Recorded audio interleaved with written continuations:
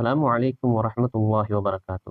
அல்லாஹு தஆலா மாதங்கள்ல சிறந்த மாதமாக ரமலானுடைய மாதம், ஹிஜ்ஜாவுடைய மாதத்தை வைத்திருப்பதைப் போல, நாட்களில் மிக சிறந்த நாளாக அல்லாஹு தஆலா ஜும்ஆவுடைய நாளை வைத்திருக்கிறான். நபிகள் நாயகம் ஸல்லல்லாஹு அலைஹி வஸல்லம் அவங்க கூறினதாக முஸ்லிமில் பதிவு செய்யப்பட்ட ஒரு ஹதீஸ் தான், ஒரு மனிதருக்கு அல்லாஹு தஆலா ஜும்ஆவுடைய நாளில் ஒரு நேரத்தை வைத்திருக்கிறான். அந்த நேரத்தில் அந்த மனிதன் என்ன தேவைகளை கேட்டாலும் அல்லாஹு தஆலா அந்த தேவையை நிறைவேற்றி கொடுத்து விடுகிறான் என்பதாக கூறியிருக்கிறார்கள்.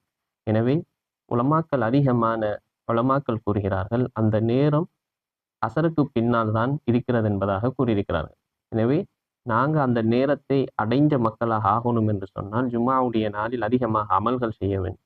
நபிகள் நாயகம் ஸல்லல்லாஹு அலைஹி வஸல்லம் மீது அதிகமாக ஸலவாத் ஓதுவது, திக்ருகள் செய்வது, குர்ஆன் ஓதுவது, எங்களுக்கு என்ன தேவைகள் இருக்கிறதோ அந்த நேரத்தை அடையணும் என்கிற நோக்கத்துல நாங்கள் அல்லாஹ்விடத்துல கேட்டோம் என்று சொன்னால் நிச்சயமாக அல்லாஹு தஆலா எங்களுடைய தேவையை நிறைவேற்றி தருவான்.